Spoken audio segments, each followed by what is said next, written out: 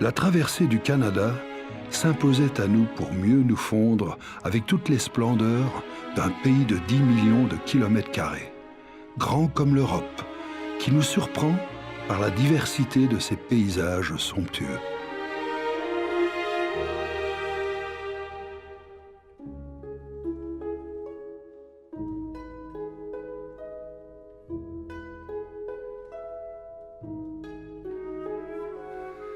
Imaginez, 32 000 lacs principaux sont parsemés autour de 347 millions d'hectares de forêt boréale, la plus vaste zone de végétation du Canada. Elle est en grande partie couverte d'arbres abritant une faune variée. Elle joue un rôle crucial pour assurer la biodiversité, capter le carbone, purifier l'air et l'eau et réguler le climat. Elle est une des 3 dernières grandes forêts vierges de la planète. Constituée de pins, bouleaux, peupliers, cèdres en Colombie-Britannique et érables, emblème national du pays. Cette forêt occupe donc plus de la moitié du territoire du Canada. On peut y trouver le castor, le caribou, l'orignal, l'ours noir et le grizzly, le raton laveur, le loup blanc, le bison et bien d'autres espèces d'oiseaux et des chassiers protégés.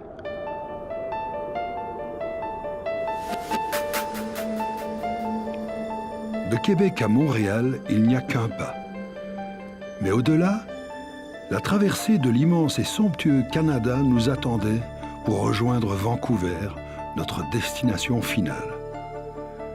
4700 kilomètres pour traverser ce pays d'une pureté brutale et d'un esthétisme incomparable.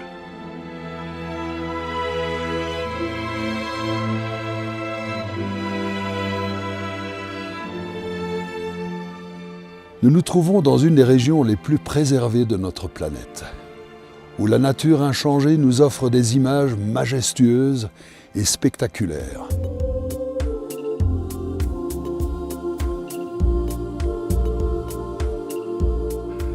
Il n'en fallait pas plus pour nous embarquer dans une aventure qui nous semblait si riche en découvertes et en émotions artistiques.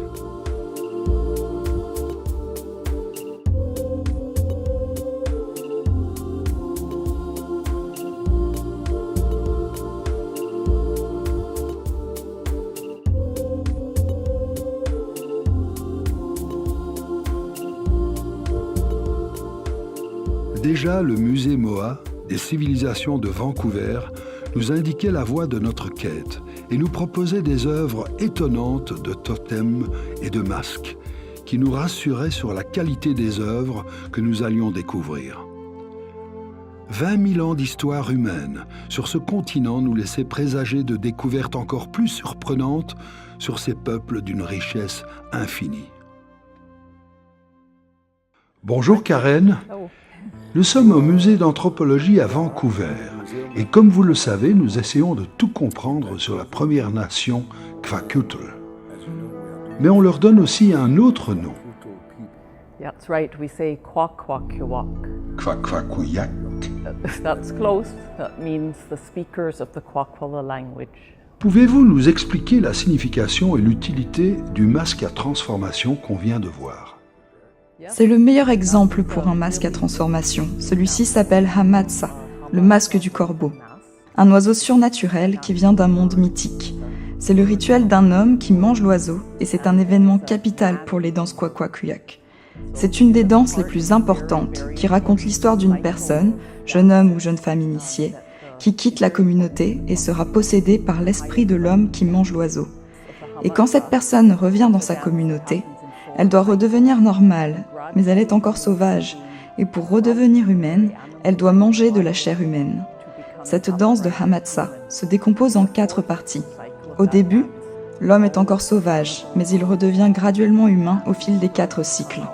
Au 4e cycle, les hommes qui mangent les oiseaux surnaturels Hamatsa ressortent, et ils dansent avec les initiés, dont l'un d'eux est le corbeau. Expliquez-nous ce rituel de la cérémonie du potlatch que l'on retrouve chez certains peuples de l'océan Pacifique. tous ces masques sont-ils utilisés dans le potlatch? Oui, c'est exact. Le potlatch, c'est plus qu'une cérémonie. C'est un culte religieux capital pour la communauté. Ce n'est pas seulement une fête, mais aussi une réunion politique et économique de la vie sociale du peuple Kwakwaka'wakw. Pour cette raison, le gouvernement canadien leur a interdit de pratiquer le potlatch entre 1885 et 1951. Mais la nation Kwakwaka'wakw continuait malgré tout de pratiquer le potlatch en secret. Et quand on voit le grand masque du corbeau au bec allongé, c'est celui qui était le plus souvent utilisé pendant la cérémonie. Les Kwakiutl se retrouvaient par centaines pour célébrer un mariage, une naissance ou l'élection d'un nouveau chef de village. Les Kwakwaka'wakw n'ont pas de langage écrit, c'était une société orale et chacun d'entre eux a pu mémoriser son histoire en témoignant de chaque événement. Quand on voit leur totem, on remarque très bien les symboles qui expliquent l'histoire d'une famille. C'était une société orale qui se souvenait et témoignait de tout ce qui leur arrivait. Y a-t-il un symbole commun entre tous ces masques? Absolument. Les masques sont utilisés aujourd'hui pour raconter l'histoire de la famille et la relation de l'être humain avec le monde surnaturel. Certains de ces masques représentent les ancêtres de la famille. Et cela devient vraiment dramatique quand apparaît un masque à transformation, lorsque le danseur ressort avec un masque d'aigle ou un masque de l'oiseau tonnerre. Et tout d'un coup, le masque s'ouvre, et l'on peut voir à l'intérieur un autre masque qui représente l'ancêtre de la famille. Ce masque nous dit alors qu'il y a bien longtemps, pour cette famille, un oiseau du paradis est venu sur Terre pour se transformer en être humain. D'autres masques représentent des oiseaux surnaturels et même des personnages comiques pour distraire la communauté. Mais les Kwakwaka'wakw étaient surtout réputés pour leurs masques dramatiques et leurs effets fantastiques durant leur cérémonie. Est-ce qu'on peut retrouver ces mêmes symboles sur leur totem? Oui, tout à fait. Les totems racontent l'histoire des familles. En fait, le totem ne représente que l'histoire d'un ancêtre, et la famille devrait reconnaître l'importance de cet homme qui pourrait avoir été un grand chef. On pourrait y voir aussi un ours surnaturel qui rencontrera l'ancêtre sur Terre, ou bien même un corbeau. Il y a donc différentes histoires qui appartiennent aux familles, comme leur implication sur des événements spécifiques. Ainsi, quand on observe les totems aujourd'hui, par exemple dans les musées, on ne connaît pas nécessairement leur histoire, mais nous pouvons les identifier par leur famille. Quelle est l'origine de ces Premières Nations? J'ai cru comprendre qu'elles seraient arrivées par le détroit de Bering, il y a plus de 10 000 ans. En effet, il y a eu beaucoup de recherches sur ce sujet, mais personne encore ne peut certifier cette origine. Je pense qu'il faut dès lors continuer cette recherche en interrogeant les Kwakwaka'wakw eux-mêmes.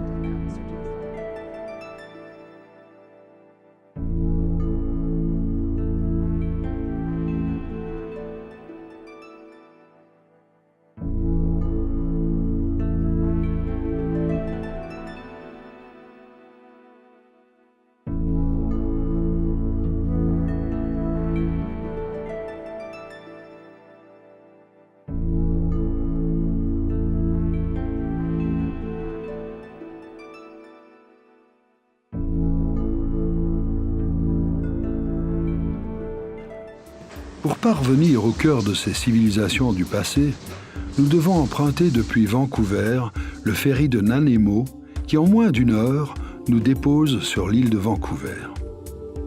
Et c'est là que se concentrent tous les vestiges de ces communautés si mystérieuses, les Kwakiutl, les Haida, les Bella Bella et beaucoup d'autres encore.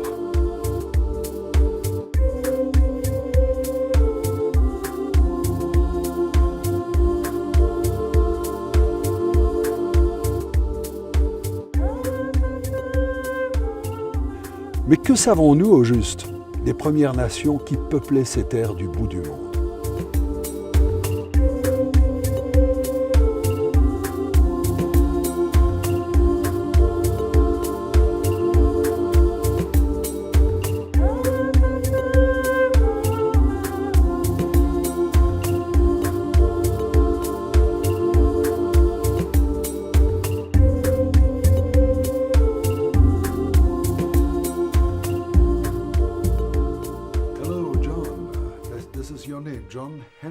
Vous êtes John Henderson. Quelles sont vos activités, John? Oh, je fais un peu de tout, de la politique, la défense des droits de notre Première Nation, de la sculpture et des masques. Depuis 1976, je me suis engagé politiquement pour défendre notre société. Mon nom de famille est Henderson, mais mon nom d'Indien, le chef, est Itumas, qui signifie « l'homme qui fait bouger les montagnes et provoque les changements ». Mon nom original est Kwagugila, qui signifie « porteur de cuivre », et que j'ai transmis à mon fils qui deviendra le futur chef de notre clan.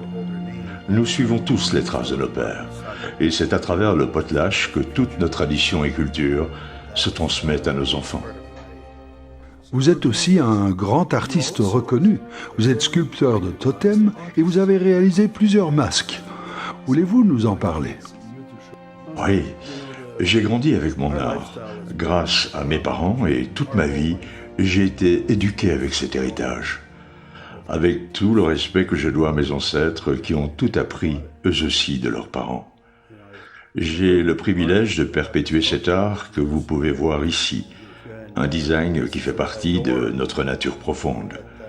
Tout ce que nous faisons exprime l'amour de la vie, par le truchement des ours ou des aigles. Parce que nous croyons que nous étions comme eux, quand nos droits sont sculptés dans les totems par nos oncles et nos ancêtres.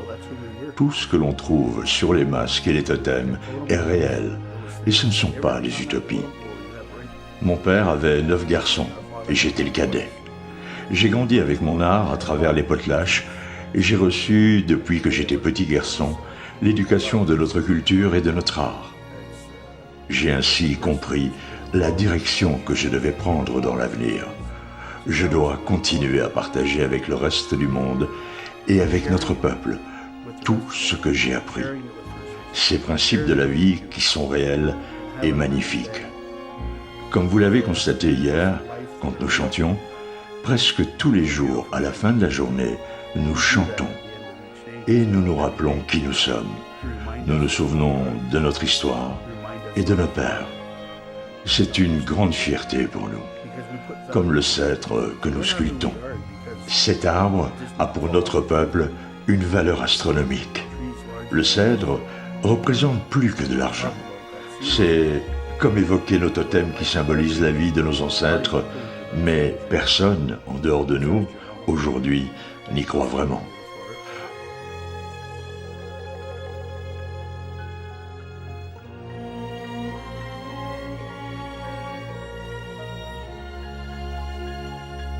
Comprendre d'où nous venons et quelle est notre éducation. Avoir le privilège de posséder sa terre. Nous devons absolument chérir toutes les institutions que nos ancêtres nous ont enseignées. Notre famille Henderson est un parfait exemple pour la connaissance de l'art et de notre culture. Sans nous, cette culture n'aurait pas perduré. Comme vous le savez, le potlatch a été banni pendant un demi-siècle.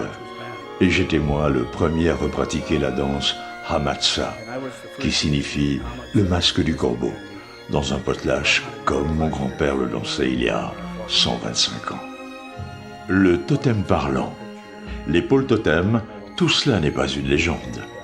Les mariages avec des filles de chefs nous donnaient plus d'autorité et de pouvoir. Mon épouse Caroline est une princesse et j'ai acquis plus de notoriété pour communiquer avec notre culture à la communauté. Vous devez donc avoir du respect pour ceux qui vous enseignent et partager le savoir avec tout le monde, comme ce que nous faisons en ce moment.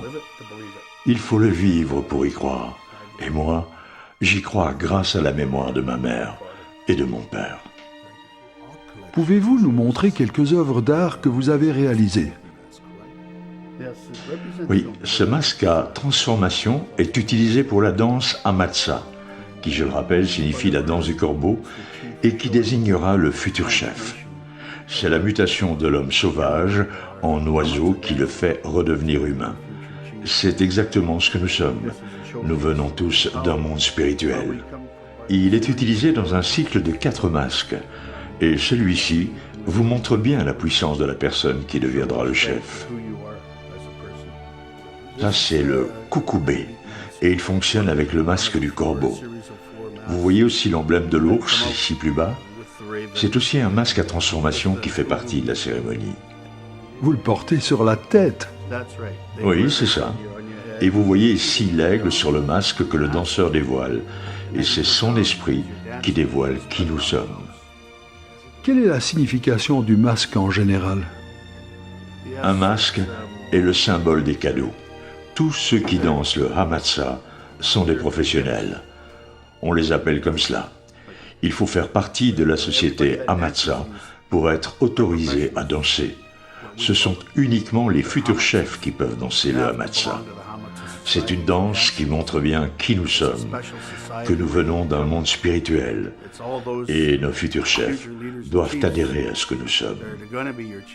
Et j'aimerais vous dire que le gouvernement canadien nous a fait vivre une vraie tragédie en supprimant toutes nos traditions dans les années 50. Et quand vous mettez notre peuple en prison, simplement parce qu'il veut s'exprimer dans sa langue et pratiquer sa culture, c'est absolument révoltant. Je suis heureux tout de même de voir que nos jeunes se rendent compte à présent de l'histoire de leur patrimoine ramené à la surface au lieu d'être enfermés dans des boîtes pendant des années. Nous avons au Canada le seul gouvernement au monde qui aura enfin accepté notre législation, notre mode de vie et nos intérêts. Il était temps. Avec la lettre d'excuse du gouvernement canadien? Oui, tout cela a été réglé dans une grande partie de l'Amérique du Nord, mais pas encore ici en Colombie-Britannique. Nous, comme première nation qui respectons toujours la couronne, nous avons besoin d'une ratification. Le respect pour l'honneur de notre culture. Nos ancêtres se sont sacrifiés pour nous, et nous devons réapprendre les chansons et le langage qu'on a essayé de nous confisquer pendant des années. Je me bats toujours pour instaurer des nouvelles lois qui pourront aider notre peuple à améliorer notre mode de vie. Il y a beaucoup d'endroits où c'est déjà trop tard, car les dégâts sont allés trop loin et nous ne pourrons jamais retrouver tous nos acquis d'autrefois. C'est frustrant pour moi et je m'implique beaucoup pour mon peuple, que ce soit dans le domaine de la pêche ou de la danse ou dans la façon dont nous vivons notre époque. Il faudra instaurer de nouvelles lois qui répondront à toutes les demandes de notre Première Nation. Et nous y arriverons petit à petit, car jusqu'ici, ce gouvernement ne nous a donné que des peanuts.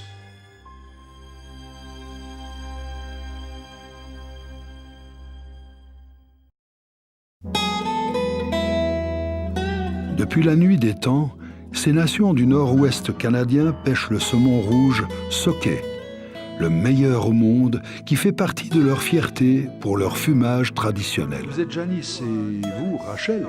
Cette cuisine traditionnelle vous vient de vos parents. Vos pop-corn shrimps sont vraiment délicieux.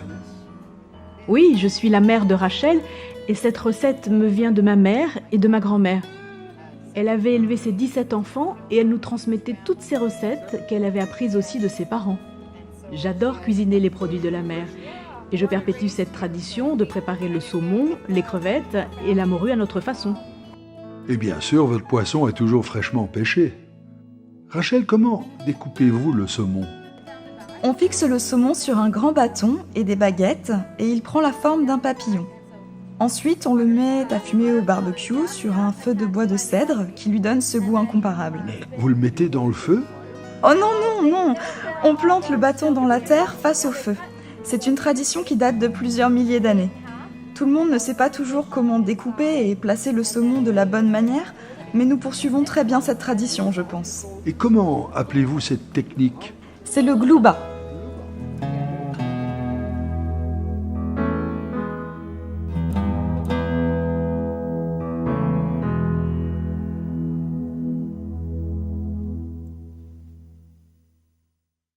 Votre nom, c'est Pat Hunt. Et que faites-vous, Pat? Je suis un artiste traditionnel. Je sculpte des totems, des masques pour les cérémonies et je les vends aussi. Alors je me consacre entièrement à notre culture, j'aime ça et c'est pour moi la plus belle récompense. Pat, qu'allez-vous faire maintenant? C'est un saumon magnifique. Je vais le découper. Et je dois vous dire que ce saumon rouge est le meilleur qui soit. C'est l'équivalent d'un T-bone steak. Alors, on a essayé d'élever ce saumon dans des fermes marines, mais c'est un échec. Il est bien trop sauvage pour y être exploité. Montrez-nous comment vous allez découper ce saumon. Dans notre langue, on appelle ça kwassa. Je vais l'enfiler sur un bâton pour le mettre au barbecue.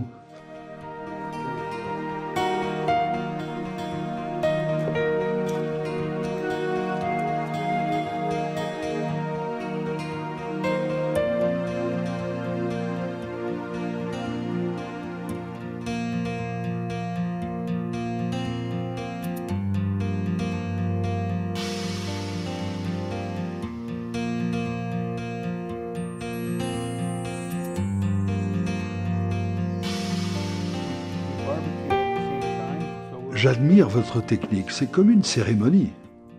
Oui, cette technique existe déjà depuis des milliers d'années.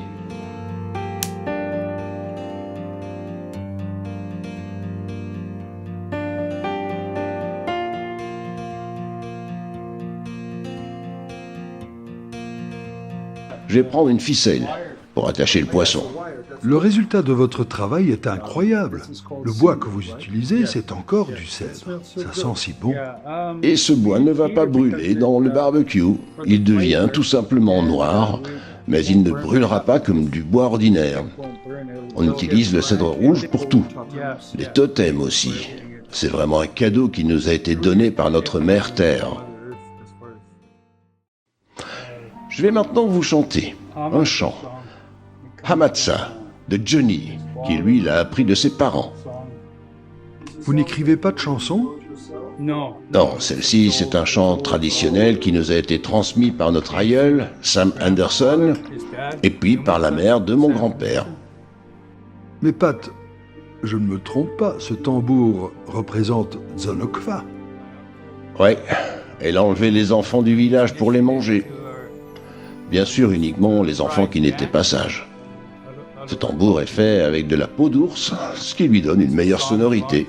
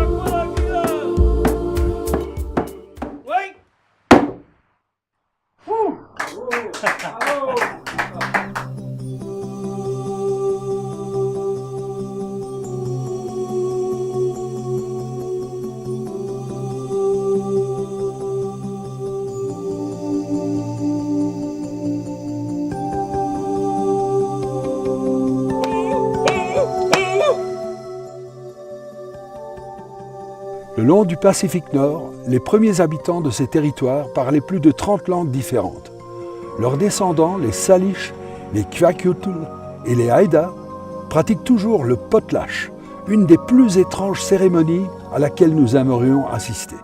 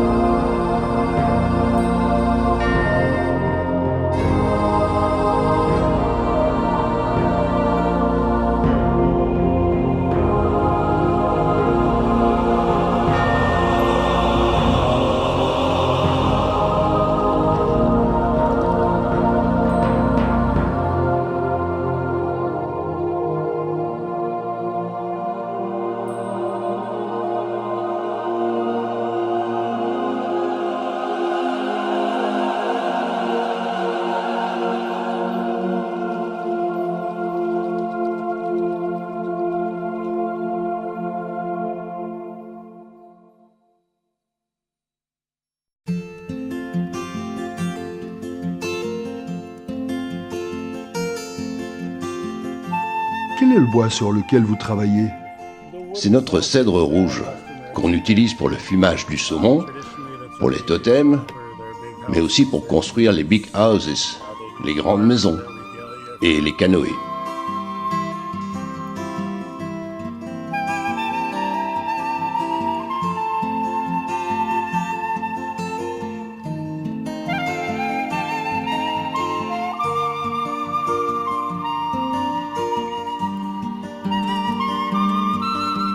Votre nom est Bill Henderson et vous êtes sculpteur. Depuis combien d'années? Oh, depuis 60 ans. J'ai commencé à l'âge de 7 ans. Et vous avez tout appris par votre famille? J'en ai sculpté beaucoup, qui ont été vendus un peu partout dans le monde. Au Japon, aux États-Unis, et même à Paris.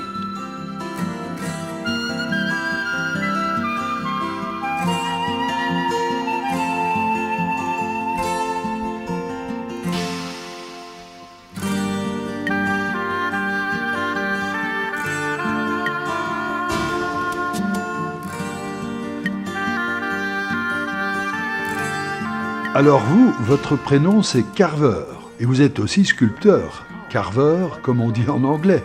Ouais, je m'appelle Carver Everson, et je fais partie de la Première Nation Kwakwaka'wakw, ici à Comox, en Colombie-Britannique. Quelle est la signification du totem sur lequel vous travaillez? En haut du totem, vous pouvez voir un oiseau de tonnerre, et plus bas un gardien qui porte une boîte dans laquelle se trouvent les restes humains de nos ancêtres.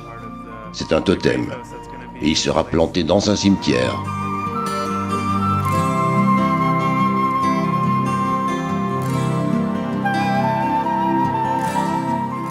On trouve toujours les restes de nos ancêtres, et nous avons le devoir de trouver un endroit où ils peuvent reposer en paix. Comment se fait-il qu'on retrouve sur les totems des effigies anthropomorphes et parfois zoomorphes? Cela reflète bien l'idée que pour nous, les animaux et les humains sont semblables. Nous voyons les animaux comme des êtres humains, comme des frères, tout comme nous croyons que l'oiseau du tonnerre, à l'époque de nos ancêtres, est descendu sur Terre pour se transformer en être humain.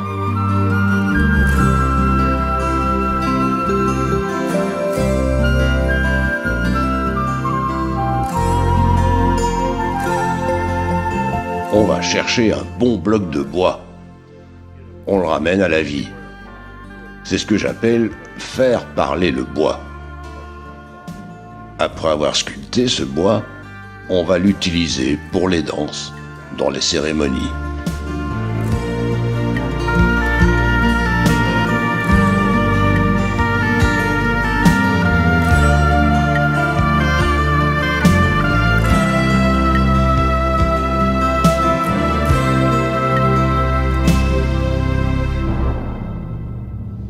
Nous étions tous à la pêche au saumon pendant plusieurs semaines et maintenant, il nous faut terminer ce totem qui doit être achevé dans un mois. Et celui-ci vous a pris combien de temps? Oh, déjà depuis 3 mois. Allez-vous pêcher avec ce superbe canoë décoré qu'on vient de voir derrière votre maison? Oh non, ça c'est un canoë traditionnel. Mon bateau de pêche est ailleurs, sur le port. Vous pêchez aussi avec votre canoë? Non, jamais. Mon canoë, c'est uniquement pour les cérémonies.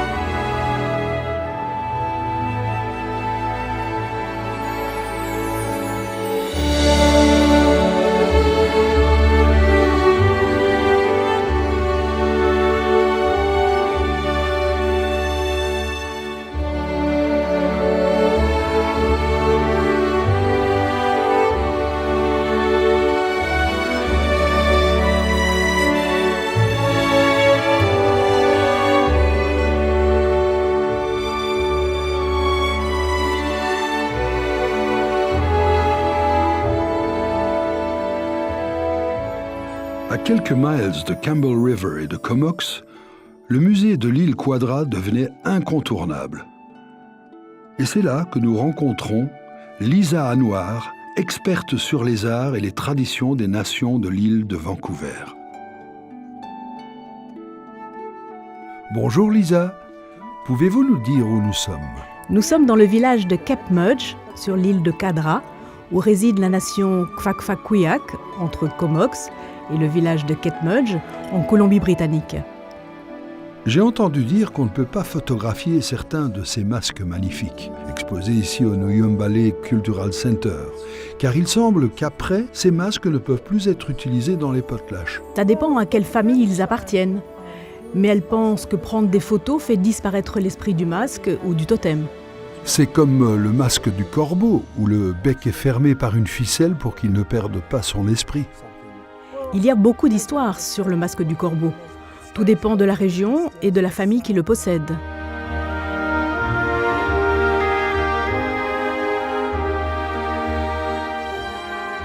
Lisa, combien y a-t-il de Premières Nations en Colombie-Britannique ? Et leurs traditions sont-elles identiques entre elles ? Je crois qu'il y a 198 Premières Nations en Colombie-Britannique. Les Kwakiutl sont des pêcheurs, des gens de canoë. Les traditions entre nos différentes nations sont assez similaires et dépendent de la région où elles se situent. Sur la côte Est, les rituels sont un peu plus variés. Les chansons sont différentes et les histoires plus mythiques. Elles sont chaque fois différentes mais uniques. Nous sommes tous uniques à notre façon.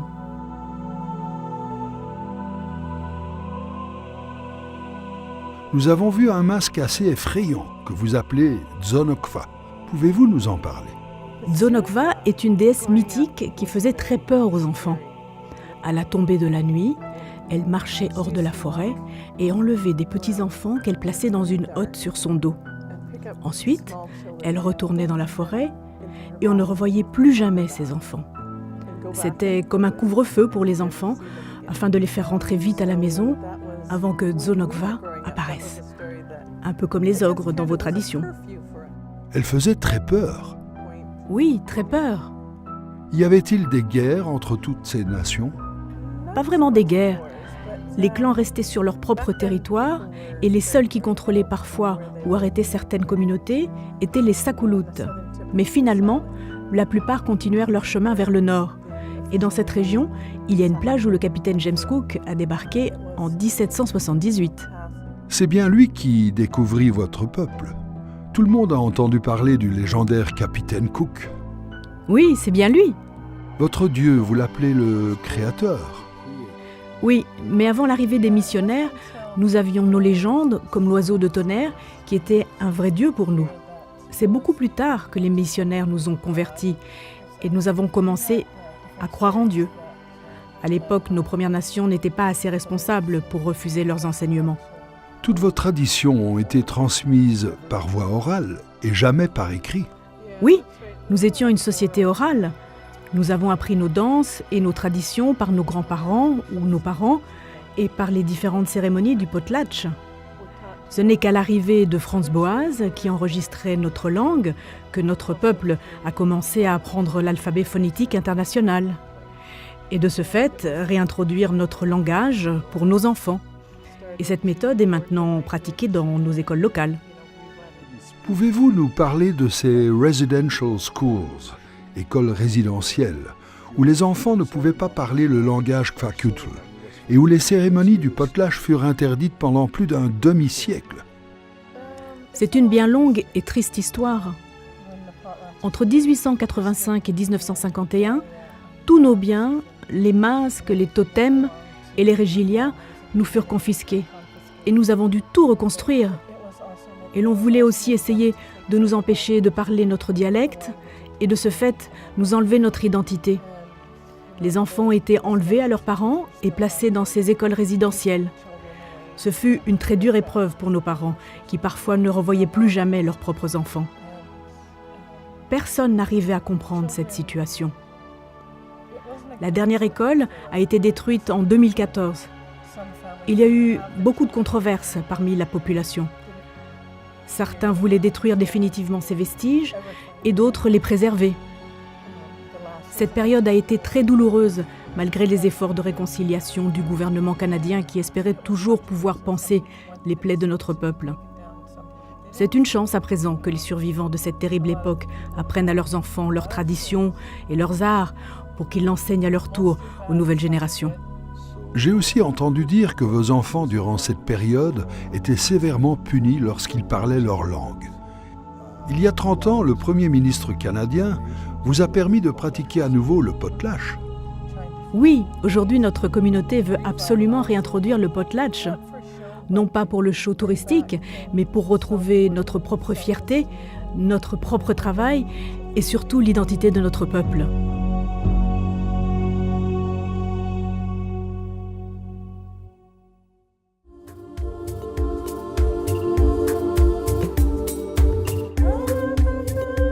Nous reprenons le ferry en sens inverse au nord-est de l'île de Vancouver.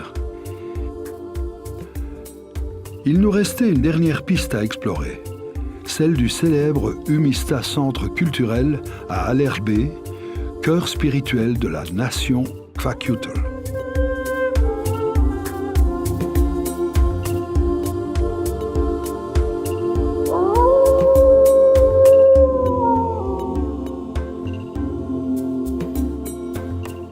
Juanita, où sommes-nous? Nous avons trouvé un peu partout dans l'île de Vancouver des œuvres magnifiques sur la nation Kwakiutl. Nous sommes au Umista Centre culturel de Alert Bay, au nord-est de l'île de Vancouver, en Colombie-Britannique. Nous représentons la première nation Kwak-Kwak-Kuyak, où nous avons rassemblé ici, je pense, la plus belle collection au monde des masques utilisés dans les cérémonies du potlatch.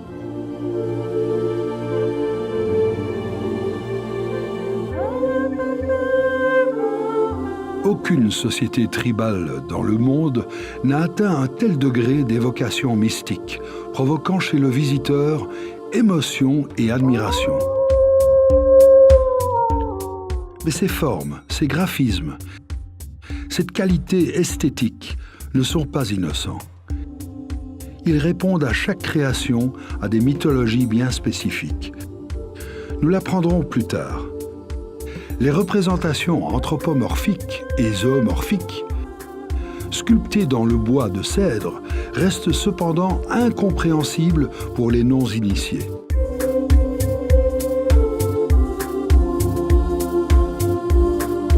Seuls les chamans ou les chefs de clan peuvent nous éclairer sur ces formidables expressions graphiques qui nous émeuvent au-delà d'une première découverte.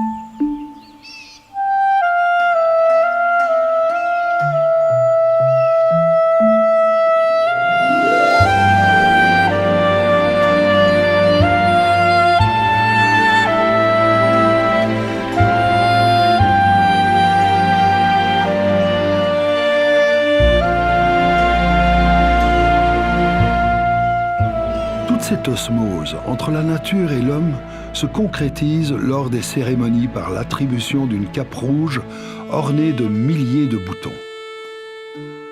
La Regilia, symbole du chef du clan qui ne fait qu'un avec la nature et les hommes.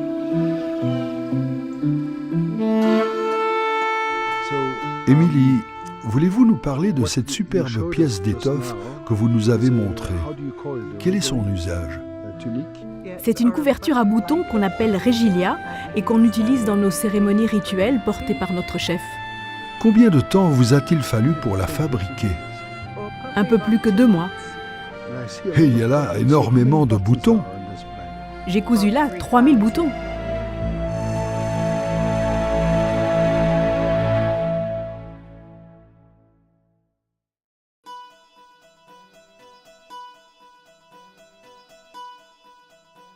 Claude Lévi-Strauss, dans son ouvrage « La voix des masques », précisait que ces Premières Nations se glorifient de posséder l'une des traditions artistiques les plus riches au monde.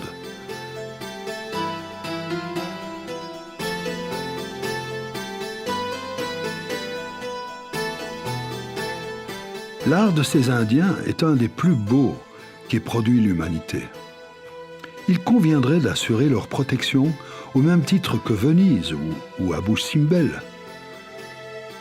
Dans chaque ville, chaque bourgade visitée, masques, totems, graphismes, publicités affichent partout l'identité de ces arts hors du commun et dans chaque étape de leur vie. Aucune société tribale dans le monde n'a atteint un tel degré d'évocation mystique, provoquant chez le visiteur émotion et admiration.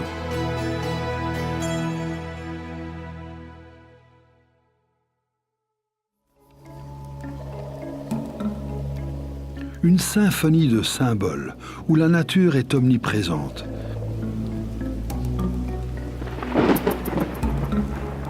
Ainsi, peu à peu, nous sentions la puissance d'évocation spirituelle de ces nations. En regardant de plus près la nature, les insectes, nos frères loups, cerfs, ours, comme tout ce qui vit sur notre planète. Leurs dessins, leurs graphismes, leurs masques et totems nous le rappellent à chaque instant pour transformer nos désirs de puissance en une réelle humilité. Concept impensable dans nos civilisations modernes, mais qui nous rappelle quelques similitudes avec les préceptes bouddhistes ou hindouistes.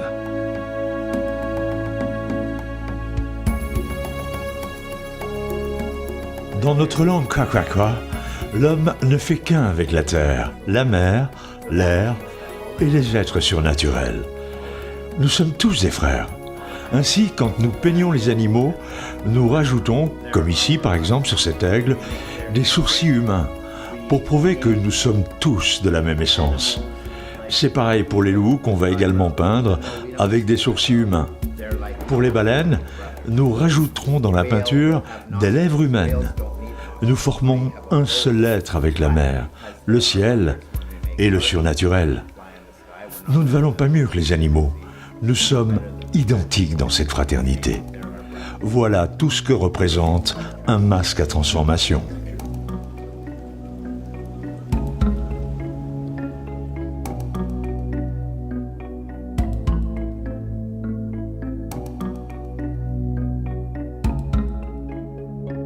Selon notre légende, il y a très longtemps, sur cette terre, à l'époque où les animaux pouvaient parler avec l'homme, lorsqu'ils dansaient en secret, ils retiraient leurs plumes ou leur fourrure et devenaient humains. Ainsi, quand vous voyez les masques à transformation, à l'extérieur, vous voyez l'être surnaturel, mais à l'intérieur se trouve le véritable humain. Vous pouvez comparer tout cela comme chez vous avec les animaux domestiques, chiens, chats, poules, animaux sauvages, ours, loups, aigles et animaux surnaturels. L'homme est un animal aussi. Nous sommes tous les frères des animaux.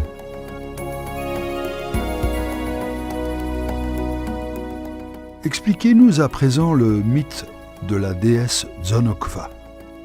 C'est une géante, une femme noire et barbue. Elle mange les enfants. Quand j'étais petit, on me prévenait souvent de ne pas s'approcher de la forêt, car Zonokfa vous enlèvera et vous jettera dans sa hotte sur son dos pour vous ramener chez elle et vous manger. On nous conseillait aussi de chanter quand elle apparaissait, car à ce moment-là, elle se terrait dans un trou pour s'endormir, complètement immobilisée. Et on en profitait pour s'enfuir.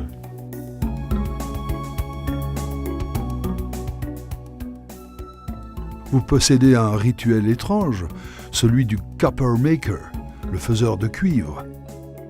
Le cuivre était un synonyme d'opulence dans le passé. Pour exemple, la femme qui possédait le cuivre pouvait aisément trouver son futur mari en lui offrant cette richesse. Le cuivre est un symbole de pouvoir et de noblesse.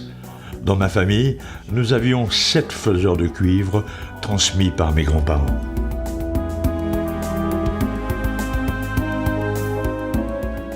Qu'est-ce que vous tenez là, John? C'est un totem parlant qui a été sculpté par John Henderson. Il n'y a que celui qui tient ce totem qui pourra prendre la parole. L'homme qui tient ce totem dans la Big House, la grande maison, sera par tradition dans le potlatch la seule personne à prendre la parole et tout le monde devra l'écouter. Ici, la sculpture au sommet est un aigle, ce qui signifie que l'ancêtre de Henderson était un aigle. Et ce qui est gravé plus bas représente toujours la famille de celui qui possède ce totem.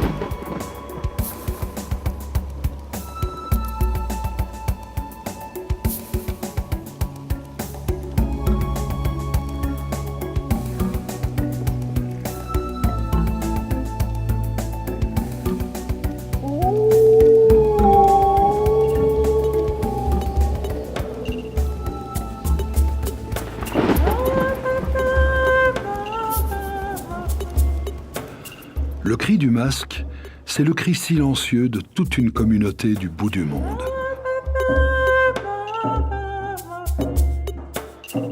Cette nation du nord-ouest canadien qui nous a vraiment surpris par sa volonté farouche de retrouver toute son ancestralité, ses rites et ses traditions.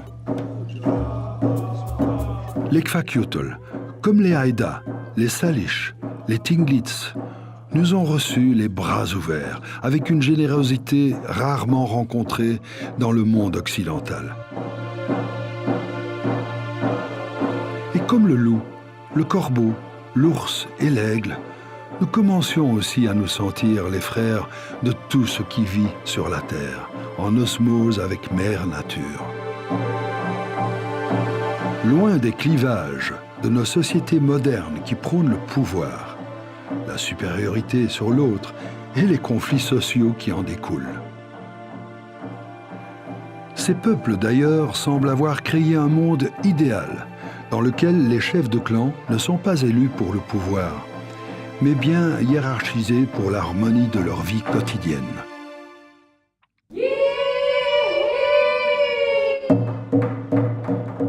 Une réflexion de Pat Hunt nous revenait à l'esprit.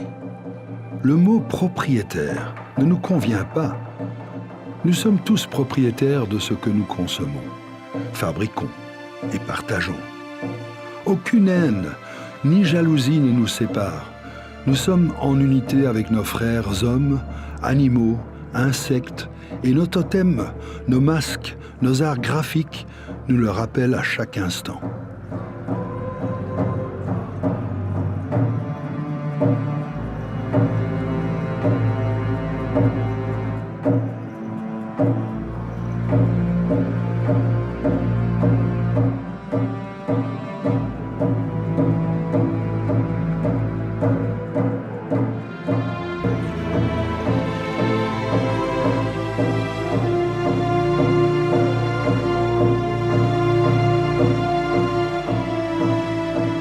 Le meilleur des mondes, dirait un certain Aldous Huxley.